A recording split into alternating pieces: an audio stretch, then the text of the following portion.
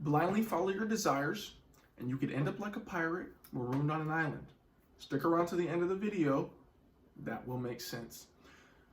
I'm making this video as the second part to what's going to be a 3-part series titled A Conversation Around Expectations.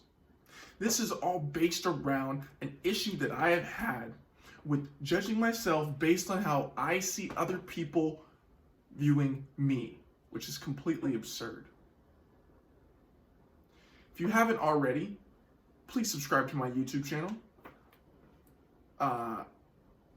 And watch the first part of this series, which is going to be in the description below.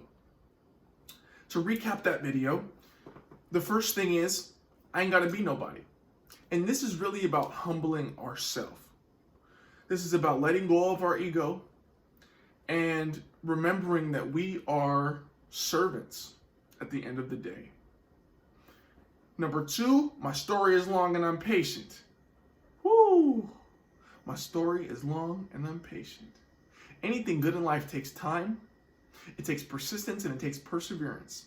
Most of all, it takes patience. Okay? The third thing is, nothing is as if it seems. And a lot of these celebrities and people that we idolize, their life isn't what it looks like. And a lot of those people can be some of the most unhappy people.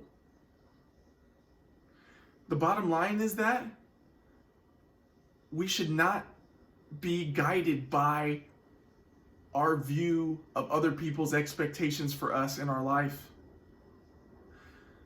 Really, what this is at a broader scale is a conversation about what constitutes success and what constitutes failure. And this reminds me of a great book which I read by Marc Manson called The Subtle Art of Not Giving a Fuck. Check it. I'm going to be reading from his book on page 79. It says this: our values determine the metrics by which we measure ourselves and everyone else. Okay? I'm going to skip below here. It says, if you want to change how you see your problems, you have to change what you value or how you measure success and failure. What Mark is saying here is that you and I, get to decide how we measure success and failure. They're based on our metrics, which are based on our values.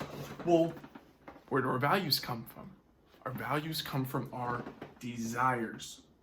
Desires are madly important in life. But if we're not careful and we blindly follow those desires, you and I could end up like Captain Jack Sparrow from Pirates of the Caribbean, marooned on an island because he's a pirate, guided by a compass that leads him to what his heart desires the most.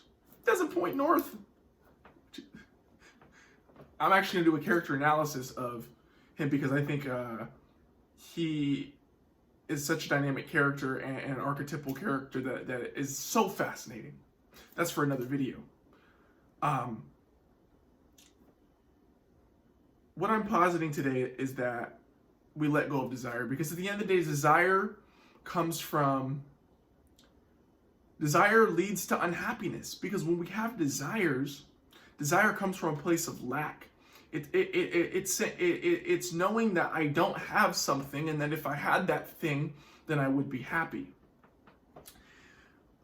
We need to let go of everything we desire. We need to align with the divine within. Okay? Once we do that, we let those divine values, those divine desires into our life, which are going to be the things we value.